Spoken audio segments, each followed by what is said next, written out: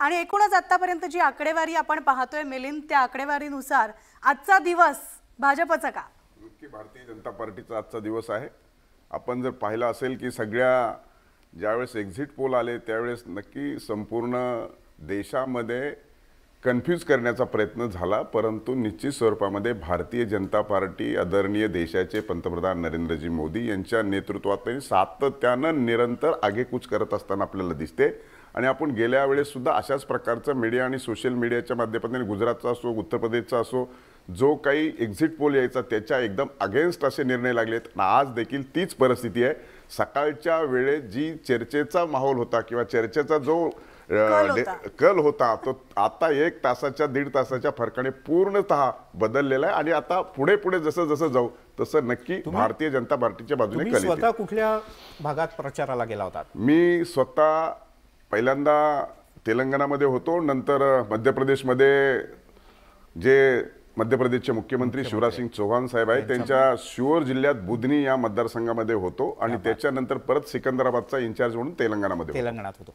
पण ठीक आहे, आपण आधी तेलंगणाबद्दल, खरं तर मी तुम्हाला छत्तीसगडबद्दल प्रश्न विचारणार होतो, कारण तुम्ही एक्झिट पोल कसे वेगळे त्याच्यापेक्षा रिझल्ट येतील असं सांगितलं. पण छत्तीसगडमध्ये आपल्याला दिसतंय की काटेकी टक्कर इतकी जबरदस्त आहे की म्हणजे भाजपच्या दृष्टीने खरं तरी थोडी लॉटरीच आहे.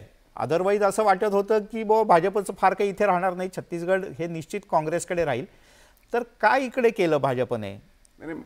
माझं त्याच्यामध्ये सांगणं एवढंच आहे की जो पक्ष सत्तेवर असतो सत्तेच्या विरोधात बोलण्याची मानसिकता आपल्या देशात आहे आणि सातत्यानं अशा पद्धतीचं वक्तव्य केलं जातं. मला वाटतं सगळ्या एक्झिट पोलमध्ये कुणीच आम्हाला भारतीय जनता पार्टीला छत्तीसगड दाखवलेलं नाही, जवळपास.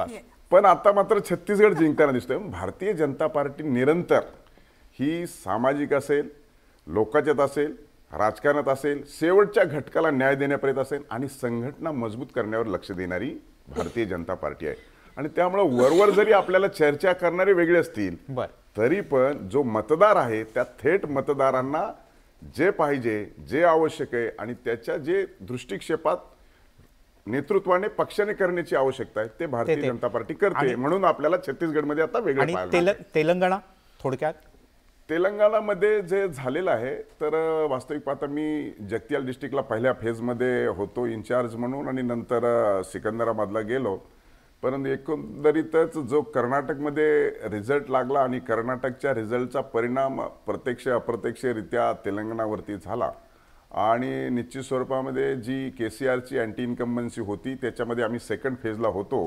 परंतु आफ्टर कर्नाटक इलेक्शन आम्ही त्याच्यामध्ये जे इनकॅश करायला पाहिजे होतं त्याच्यामध्ये कुठंतरी इनकॅश आम्ही करू शकलो नाही. त्याच्यामुळं भारतीय जनता पार्टीची जागा म्हणजे आमचा एकच आमदार होता आणि त्याच्यानंतर लोकसभेमध्ये आमचे 4 खासदार झाले. तिथे आम्ही पर्सेंटेज ऑफ वोट देखील वाढवले. परंतु अशा स्थितीमध्ये जी स्थिती आम्ही वेस्ट बेंगॉलमध्ये करून दाखवली ती स्थिती मात्र आम्ही तेलंगणामध्ये करू शकलो नाही दुर्दैवाने. परंतु मला असं वाटतं की निश्चित स्वरूपाने आम्ही प्रगती तिथे नक्की केली, परंतु दृष्टिक्षेपात प्रगती नाही हे मान्य करावं लागेल. अभिजित, तेलंगणात म्हणाली बोल.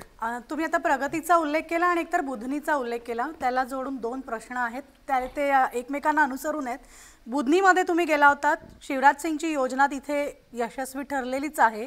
तर एकूणच बुधनीचा माहोल पाहता या सगळ्याच निवडणुका महाराष्ट्रासाठी आगामी निवडणुकांसाठी लोकसभेसाठी रंगीत तालीम आहे. तिथलं अनुकरण महाराष्ट्रामध्ये कसं होईल आणि एकूणच राज्यातल्या आगामी लोकसभा निवडणुका पाहता काय बदल करावे लागतील? एक तर मी आपल्याला सांगतो की संघटनेतला एक सामान्य कार्यकर्ता कसा प्रोग्रेस होतो, कसा स्वतःला प्रूव्ह करतो हे अतिशय चांगलं उदाहरण म्हणजे शिवराज सिंग चौहान साहेब आहेत. आपण ज्यावेळेस केसीआरची 10 वर्षाची अँटी इन्कम्बन्सी म्हणतो त्यावेळेस 18 वर्ष ज्योती बसू नंतर जर देशात सर्वाधिक काळ कोण मुख्यमंत्री राहिले असेल तर शिवराज सिंग चौहान. मग अशा मुख्यमंत्र्याची अँटी इन्कम्बन्सी आहे का? तर नाही. कारण ते 5 वेळा खासदार जिंकले, 5 वेळा आमदार जिंकले आणि आता ही 11वी निवडणूक होती आणि आता रेकॉर्ड ब्रेक मतांनी निवडून येण्याची तिथे शक्यता आहे. आणि म्हणून किती खालच्या याच्यावरती नेता असावा मी ते बुधनीमध्ये गेल्यानंतर पाहिलं. आज देखील लोक त्यांना एवढ्या, मला वाटलं मुख्यमंत्र्याची निवडणूक म्हणजे मी महाराष्ट्रातला आमदार आणि माजी मंत्री असल्यामुळे तिथे गेल्यानंतर मला वाटलं मोठा संघर्ष असेल, मोठं काहीतरी असेल. काही नव्हतं. पूर्ण जनता ही शिवराजसिंग चौहान साहेबांच्या होती 11व्या निवडणुकीला देखील. आणि म्हणून एकदम डाऊन टू अर्थ असलेला माणूस आहे. हाच खरा भारतीय जनता पार्टीचा मूळ ध्येय आणि धोरण अनुसरून आणि अनुरूप होऊन केलेलं काम आहे. आणि म्हणून मोठ्या प्रमाणामध्ये तिथे अँटी इन्कम्बन्सी होऊ शकले. आपणच आता 2 चर्चा करतोय की केसीआरची अँटी इन्कम्बन्सी तर शिवराज चव्हाणांची का नाही. शिवराज सिंग चौहानच्या देखील आपण पाहिलं असेल की बघा आता किती आकडा आहे तो 140 कडे जात असताना दिसतोय.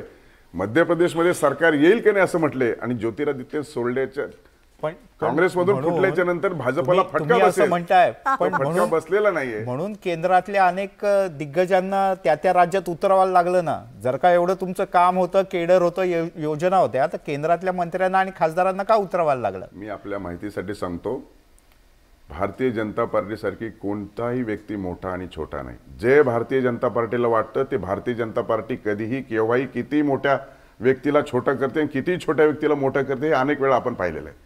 त्याच्यामुळे इथे कोण मोठा आणि कोण छोटा हे नाही. भारतीय जनता पार्टी जिंकलं पाहिजे हे ध्येय आणि धोरण ठेवून काम करते.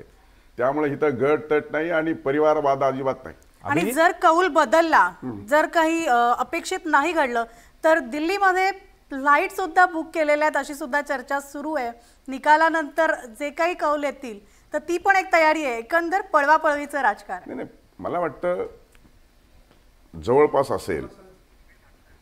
असेल कोणताही पक्ष तर पक्ष जिंकण्याच्या दृष्टिकोनातून जी आवश्यक ती कारवाई करायची दृष्टिकोनातून कोणाला वाटतं की इंडिपेंडंट आले तर ते माझ्याकडे यावं. ही सर्वसाधारण ग्रामपंचायत पासून देशापर्यंत हेच राजकारण करतो. त्यामुळे त्याच्यात वेगळा वाटण्याचं म्हणण्याचं आणि याचं काही कारण नाहीये. त्यामुळं आपले जे रुझान होते किंवा एक्झिट पोल होते त्या अनुषंगाने काळजी घेणं हे पक्षाचं कामच आहे. मला वाटतं आम्ही काळजी घ्यायची दुसऱ्यांनी घ्यायची नाही असं काही नाही. सगळ्यांनीच काळजी घेतली त्यात आम्ही घेतली, त्यात काही वेगळं नाही. ठीक आहे. खरं तर अभिजितच्या मनात 2-3 प्रश्न आले आहेत, पण अभिजितकडे जाण्यापूर्वी आपल्यासोबत गोपाळ तिवारी जोडले गेलेत. गोपाळजी, स्वागत आहे आपलं न्यूज 18 लोकमतमध्ये. आणि